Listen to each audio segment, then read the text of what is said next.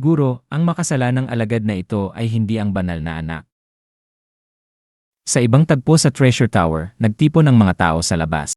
Naisip ni Chuxiu sa sarili, gusto kong sumama kay Master at Ate Hua, ngunit hindi ko sila mahanap sa embahada, kaya ako na lamang ang pumunta.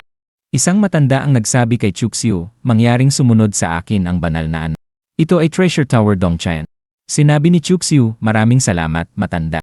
Isang lalaki sa pila ang galit na nagsabi, bakit siya maaaring lumampas sa pila? Ang ibang tao sa pila ay nagsabi, kung ikaw ang banal na anak, maaari ka ring lumampas sa pila. Sinabi ng kanyang kaibigan, napakabata, gaya ng inaasahan sa mga dalubhasang nilinang ng Tai Su Holy Grail. Sa loob ng box number 1, sinabi ni Treasure Tower Dongtian, banal na anak, malapit nang magsimula ang auction. Mangyaring umupo, ipapahain ko sa iyo ang mga merienda. Sumagot si Chuxiu, Elder Dong, maaari ka nang umalis. Hindi mo na kailangan akong alalahanin. Makalipas ang ilang minuto, 3 kaakit-akit na babae ang pumasok sa kanyang box at nagsabi, banal na anak, mangyaring uminom. Sa labas, isang tao ang nakipag-usap kay Treasure Tower Dongtian at nagsabi, ano? Hindi available ang box number 1. Ang kapatid ko ay si Zhao. Malapit na siyang maging banal na anak ng Tai Holy Ground. Sino ang walang hiya na umagaw ng aking posisyon? Sinabi ni Treasure Tower Dongtian, Ginoong Zuyu, ang banal na anak ng Tai Su ay nasa loob ng box number 1. At sinabi niya, iano kung siya ang banal na anak ng Tai Su? Isa lamang siyang cultivator sa yugto ng Other Shore. Sa tingin mo ba natatakot ang Tai Holy Ground sa kanya? Paalisin mo siya, ngayon na. Si Chuxiu, nakikinig ng walang pakialam, ay naisip Sa Treasure Tower, sinabi ni Hongyu sa kanya, nagtataka ako kung kaninong tantrum ito. Ikaw pala, bata. Ano ang ipinagyayabang mo? Ang pagkakaroon ng malakas na kuya. At sumagot si Zuyu, mas mabuti pang igalang mo ako. Biglang, sinuntok siya ni Hongyu sa mukha. Ipinakita niya ang kanyang tiket kay Dongtian at sinabi, box number 2. Huwag mong hayaang gambalain ng batang ito si kapatid na Chu. Kung magalit siya, tiyak na mamamatay siya. Sinabi ni Dong, sige, mangyaring pumasok. Makalipas ang ilang sandali, sinabi ni Chuxiu kay Hongyu, salamat, kapatid na yan. At sumagot siya, walang anuman, kapatid na Chu. Nakinig ang mga tao sa kanila at may isang nagsabi, ang lalaking iyon na nakapula ba ang ikatlong batang Panginoon ng Primordial Ye family? Sinabi ng kanyang kaibigan, mula sa kanyang tono, may hindi pangkaraniwang relasyon siya sa banal na anak ng Tai Su at sa Ye family. Isang babae sa harap ang nagsabi, lahat, maligayang pagdating sa Treasure Tower. Ako ang host para sa auction ngayong araw. Sa aking kamay ang unang bagay, ang silkworm armor na ito ay natural na nabuo sa pamamagitan ng 10,000 taon ng pagsipsip ng natural na ki at huwad ng mga natural na penomena. Kapag naikip na, hindi ka na matatablan ng lason at ng mga espada. Lahat, magpresyo kayo. Sinabi ni Chuxiu, 100,000 divine spiritual stones. Naisip niya sa sarili, susubukan kong magbid at subukan ang tubig, tingnan ang antas ng mga kapwa dadal. Sinabi ni Zuyu, 1,000,000 divine spiritual stone. Naisip niya sa sarili, 100,000 divine spiritual stones lamang. Ang banal na anak ng Tai Su ay wala lang. Sinabi ng nagtatanghal, ang pangalawang bagay, Lolan Divine Herb. Kapag natupok, ang iyong bilis ng paglilinang ay tataas ng 1.5 beses. Sinabi ni Chuxiu, 200,000 divine spiritual stone. Sinabi ni Zuyu, 2,000,000 divine spiritual stone. Naisip niya sa sarili, hindi kita hahayaang magkaroon ng magandang panahon ngayong kinuha mo ang box number 1. Bumulong ang mga tao, sino ang nasa box number 2? Hayagan niyang pinoprovoke ang banal na anak ng Tai. Sinabi ng isa pa, si Zuyu iyan mula sa Tai Holy Ground. Una niyang gusto kunin ang box ng banal na anak ng Tai. Sinabi ng isa pa, isang mayabang na batang Panginoon lamang, walang dapat banggitin. Sinabi ng nagtatanghal, tulad ng inyong nakikita, ito ay isang asteroid ore. At ngayon narito ang isang bronze plate na hindi alam ang gamit. Ngunit ang espesyal na material ay napakatigas, kaya dapat ito ay isang bagay na pambihira rin. Sama-sama nating simulan ang auction. Isang kalbong lalaki ang nagsabi, 50,000 divine spiritual stone. Sinabi ng isa pa, 51,000. Isang tao sa harap ang nagsabi, 52,000. Sinabi ng isa pa, 55,000. Sinabi ni Chuxiu, 12,000. Sinabi ni Zuyu, 1.2 milyon. Naisip niya sa sarili, ang mga bitak ng bronze plate na yon ay pareho sa mga bronze fragment na ibinigay sa akin ni Lolo bago siya namatay. Dapat mayroong isang bagay dito. Sinabi ni Chuxiu, 1.3 milyon. Naisip niya sa sarili, maaari kong hayaang makuha ng gago na iyon ang anuman maliban sa bronze fragment na ito. Sinabi ni Zuyu, 1.4 milyon. Naisip niya sa sarili, may galit siya sa akin. Itaas mo pa kung kaya mo. Sinabi ni Chuxiu, 2 milyon. Naisip niya sa sarili, sa 3 milyong natanggap ko mula kay Thousand Face, 1 milyon ang napunta sa pagbili ng mga sangkap para sa giyuan. 2 milyon lamang ang natitira sa akin. Sinabi ni Zuyu, 2 milyon at isang Divine Spiritual Stone. Naisip niya sa sarili, ito ang lahat ng Divine Spiritual Stones na natanggap ko mula sa aking master. Pagagalitan ako pagbalik ko, ngunit sulit ito para sa bronze plate. Sinabi ng nagtatanghal, 2 milyon at isang Divine Spiritual Stones, may magtataas pa ba ng presyo? Tumahimik si Chuxiu, at isang tao sa karamihan ang nagsabi, ang Taisu Holy Ground ay hindi nagtataas. Sinabi ng isa pa, hehe, ang Tai Holy Ground ay hindi madaling target. Isang tao ang nagdagdag, gusto talaga ni Zuyu na maging kaaway ang banal na anak ng Taisu. Sinabi ng nagtatanghal, sige. Deal. Binabati kita kay Ginoong Zuyu sa pag-auction ng asteroid or at bronze plate sa halagang 2 milyon at isang Divine Spiritual Stone. Sinabi ni Zuyu, kunin na natin ngayon. Sinabi ng kanyang katulong, ngunit may isa pang oras bago matapos ang auction. Sinabi ni Zuyu, ang ibang mga bagay ay hindi sulit, kaya hindi na kailangang manatili.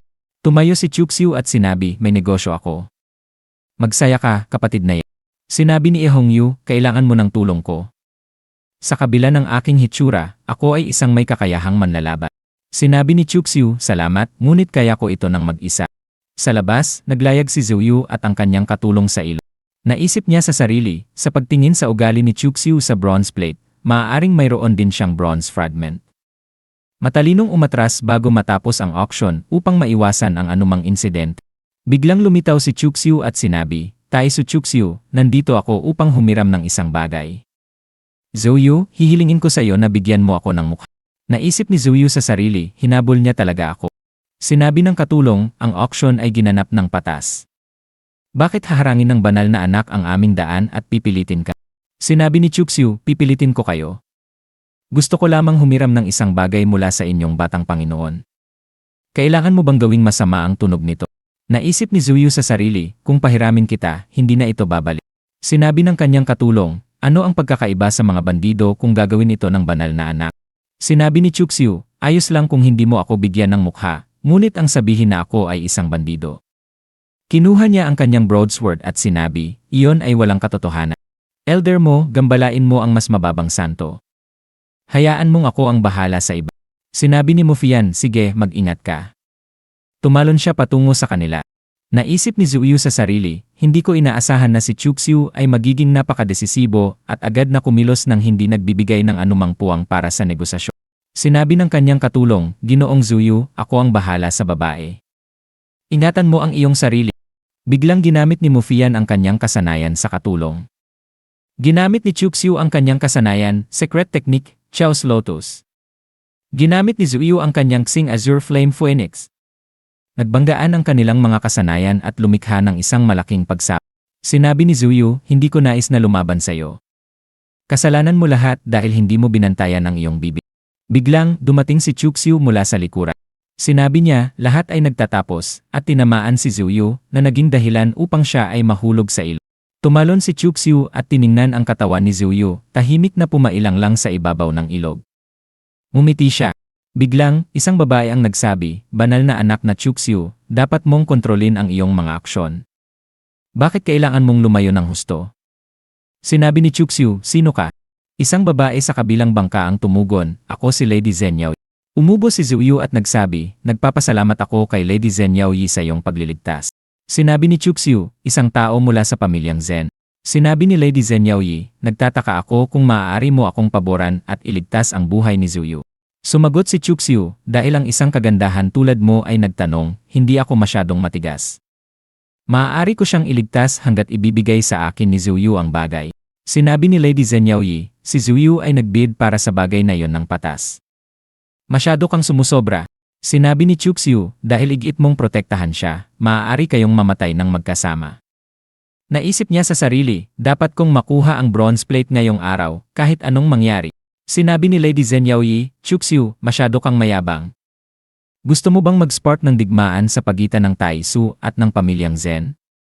Naisip niya sa sarili, sabi ng balita, ang banal na anak ng Tai Su ay isang mapagpakumbabang tao, ngunit siya ay talagang napakabalasubas. Biglang inatak ni Chuxiu si Lady Zhen Yaoyi. Sinabi ni Lady Zhen Yaoyi, mabilis. Hinawakan ni Chuxiu ang kanyang lip. Sinabi ni Lady Zhen Yaoyi, bitawan mo ang iyong kamay. Biglang, siya ay naglaho. Pumailang lang si Chuxiu ng ilang sandali. Biglang lumitaw si Lady Zhen Yaoyi sa likuran niya at sinubukang dakpin siya, ngunit sinuntok siya ni Chuxiu at siya ay lumapag sa bangka. Sinabi ni Chuxiu, nag-iingat ako, ngunit pinilit mo akong gawin ito. Sinabi ni Lady Zhen Yaoyi, baliw ka. Biglang, isang matanda ang nagsabi, banal na anak, mangyaring kumalma. Ako ang hihingi ng tawad sa ngalan ng pangalawang ginang. Hindi na sana kami nakialam sa negosyo ng iba. Sinabi ni Lady Zhen Yaoyi, elder mo. Naisip ni Chuxiu sa sarili, ang elder mo na binanggit ni Zhen Yaoyi ay isang dakilang santo. Siya ay humingi ng tawad ng walang problema. Sinabi ni Chuxiu, dahil ang isang dakilang santo ay nagtanong, hindi na ako magsasalita pa. Alisin mo ang batang babaeng ito na may puso ng katarungan. Naisip ni Chuxiu sa sarili, bebe, wala si Master at Ate Hua sa aking tabi. Hindi ako dapat sumugal nang wala ang kanilang suporta. Dahil binigyan nila ako ng paraan upang makalabas, kukunin ko na. Sinabi ni elder mo, nagpapasalamat ako sa banal na anak ng Tai Su. Sinabi ni Lady Zhen Yaoyi, elder mo, bakit ka humihingi ng tawad? Natatakot ka ba sa kanya? Sinabi ni elder mo, itago mo ang iyong mga salita sa iyong sarili, pangalawang ginang. Ito ang katimugang kaharian, teritoryo ng Tai Su Holy Ground. Ang pag-arte dito ay hindi sa ating kapakanan. Bawasan na lang natin ang pangyayaring ito. Biglang tiningnan ni Chuxiu si Zhuyu nang may nakamamatay na mga mata. Biglang sinabi ni Zhuyu, bro, paboran mo ang aking kuya at iligtas mo ako. Isipin mo na lamang ako bilang isang utot.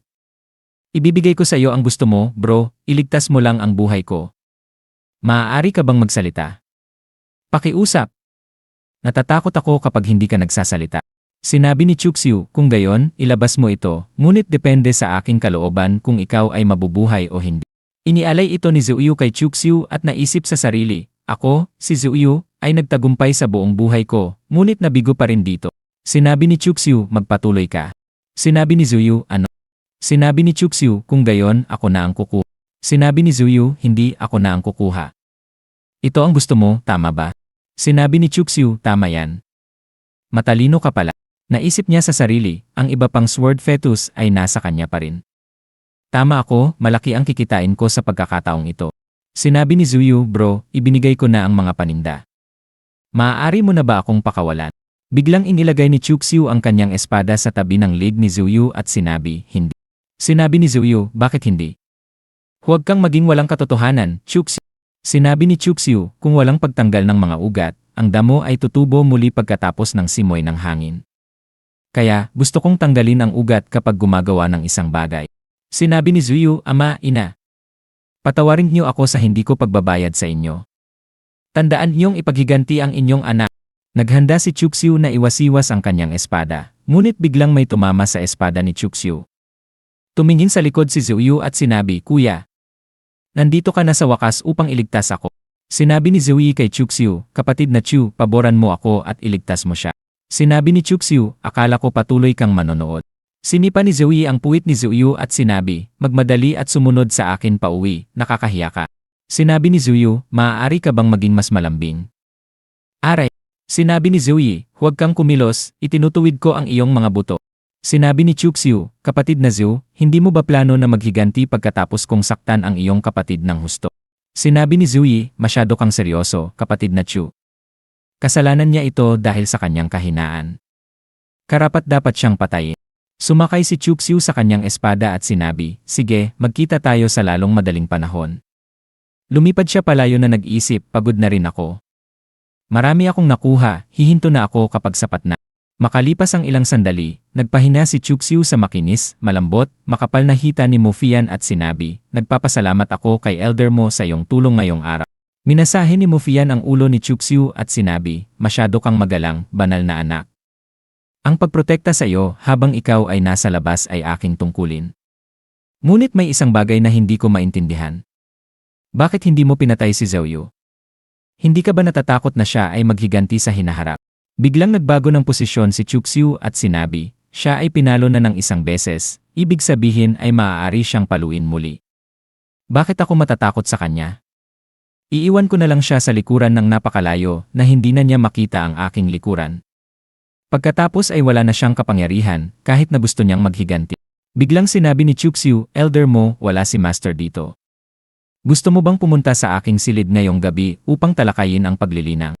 Sinabi ni Mufian, "Iyong kamahalan, sigurado ka bang pagtalakay lamang ng paglilinang?" Sinabi ni Chuxiu, "Ano pa sa tingin mo ang ating tatalakayin? Paano mo gusto?" Sumagot si Mufian, "Hindi ka dapat maging ganito, banal na anak. Paano kung malaman ito ng banal na master at ng peak master ng Yunsi?" Sinabi ni Chuxiu, "Bakit hindi natin ipaalam sa kanila?" Samantala, sa Northern Worlds Yaosi Holy Ground, sinabi ni Kimengdi, "Dumiretso na ako. Alam ng lahat sa Tianqiong Continent na nais ng Yaosi Palace na muling likhain ang maalamat na konstitusyon at ang ating banal na anak ng Tai Su ang susi dito. Naroon ang banal na anak na babae ng Yaosi na si Feng Yao at ang banal na master ng Yaosi na si Elder Yimeng," sinabi ni Feng Yao. Ngunit si Chuxiu ay hindi pa nakakamit ang maliit na pagkumplet. Tumugon si Kimengdi, "Gusto mong walang gawin at umani ng mga bunga. Iyon ay walang katotohanan. Bakit kami makikipag-ugnay sa iyo kung ang banal na anak ay nakamit na ang maliit na pagkumpleto?" Sinabi ni Tai Suzy, "Nabasa ko ang mga lumang balumbon at narating ang konklusyong ito pagkatapos ng ilang kalkulasyon. Sa araw na makamit ng banal na anak ang maliit na pagkumpleto, si Chuxiu ay haharap sa isang malaking pagsubok. Mamamatay siya kung siya ay mabibigo, at kahit na siya ay magtagumpay, siya ay magdurusa ng malalaking pinsala, na ang kanyang haba ng buhay ay mauubos at maiiwan na wala pang 1 taon upang mabuhay. Dapat mayroong isang congenital daw constitution upang matulungan si Chuxiu upang ang lahat ay magbago." Ang banal na anak na babae ng Yaosi na si Feng Yao ay nagsabi, "Ito." Sinabi ni Tai Suzy, "Dumating kami dito dahil nais naming ang banal na anak na babae ng Yaosi ay makipag-dual cultivation kay Chuxiu at tulungan siyang malampasan ang pagsubok na ito." Ang banal na master ng Yaosi na si Elder Yimeng ay nagsabi, "Tai Suzy, maaari mo bang pangako na malalampasan ni Chuxiu ang pagsubok na ito?" Sumagot si Tai Suzy, "Hindi mo na kailangang mag-alala tungkol dyan. Kung ang banal na anak ay magtagumpay, ang Yaosi ay magkakaroon ng banal na anak ng Tai Su bilang isang konsorte, at ang maalamat na konstitusyon ay malapit ng muling malikha. Kung siya ay mabigo, ito ay ang Tai Su Holy Ground na nawalan ng banal na anak. Anong kawalan ang matatamo ng Yaosi?" Ang banal na master ng Yaosi na si Elder Yimeng ay nagsabi, "Feng Yao, ano sa tingin mo?" Ang banal na anak na babae ng Yaosi na si Feng Yao ay nagsabi, "Hindi mahalaga kung ito ay para sa Holy Ground o sa master nito, wala akong pagpipilian. Gagawin ko."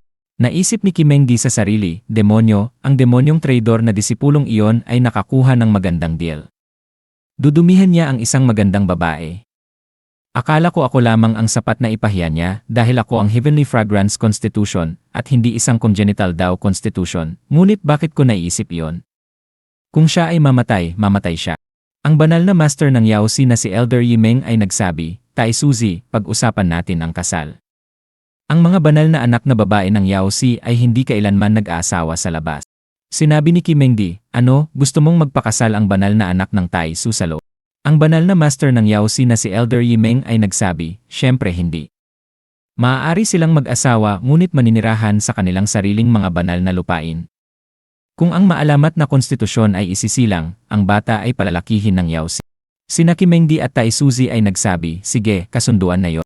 Naisip ni Tai Suzy sa sarili, hanggat makakaligtas si Chuxiu sa pagsubok ng ligtas, walang ibang mahalaga. Makalipas ang ilang sandali, ang apat ay lumabas. Ang banal na master ng Yaosi na si Elder Yimeng ay nagsabi sa banal na anak na babae ng Yaosi na si Feng Yao, "Hindi ka ba nasisiyahan sa aking desisyon, Feng Yao?" Ang banal na anak na babae ng Yaosi na si Feng Yao ay nagsabi, "Hindi ako. Magkakaroon ng malaking pagbabago sa mga lupain sa lalong madaling panahon." Habang ang Yaosi Holy Ground ay humihina araw-araw, kung ang congenital sacred constitution ay isisilang at lalaki, ang Yaosi ay walang magiging alalahan. Ang banal na master ng Yaosi na si Elder Yimeng ay nagsabi, "Sai, nagsakripisyo ka para sa Holy Ground. Alam mo ba na kung gagawin mo ito, ang iyong mas mababang santo na paglilinang ay babagsak sa isang lugar na katulad ni Chuxiu?" Ang banal na anak na babae ng Yaosi na si Feng Yao ay nagsabi, ngunit si Chuxiu ay nagtataglay ng isang mahusay na pundasyon. Pagkatapos ng dual cultivation, maaari kong kopyahin ang ilan sa kanyang Dao cultivation. Hindi ito walang pakinabang para sa akin. Sa hinaharap kasama ang bata, ang aking paglilinang ay hindi titigil dito. At dito na nagtatapos ang video natin ngayon. Maraming salamat sa panonood, sobrang na-appreciate ko kayo lahat. Kung nagustuhan nyo ang content, huwag kalimutang i-like at mag-subscribe para hindi nyo ma-miss ang susunod na mga videos. May gusto kayong sabihin o may tanong? Mag-comment lang sa baba, gusto kong marinig ang opinyon nyo. Hanggang sa susunod mga kagoto. Stay awesome, stay curious, at kita-kits sa next video.